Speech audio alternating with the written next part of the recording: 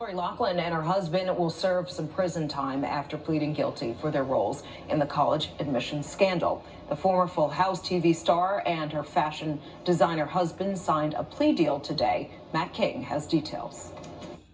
Lori Laughlin will go to a federal prison camp. Full House star Lori Laughlin and her husband, fashion designer Massimo Giannulli, pled guilty Thursday to conspiracy charges after paying $500,000 to bribe their two daughters away into USC as fake recruits to row crew, a sport in which neither ever participated.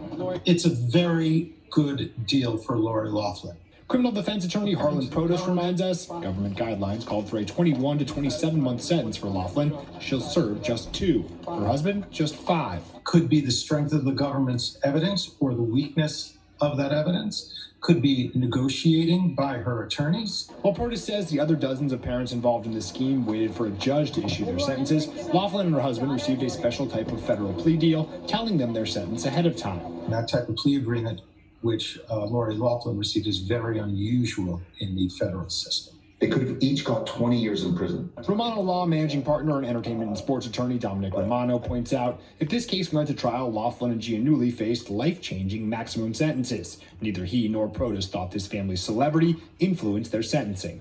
If anything, you've got an opportunity, if you're a prosecutor, to send a message, to send an example to other rich parents. As part of the same scandal, actress Felicity Huffman pled guilty last year to paying $15,000 to inflate her daughter's SAT scores. Laughlin and Giannulli will also pay a combined $400,000 in fines and each owe 2 years of supervised release and community service. Both have maintained their innocence, saying they didn't know what they did was illegal, comparing it to any other donation to a college.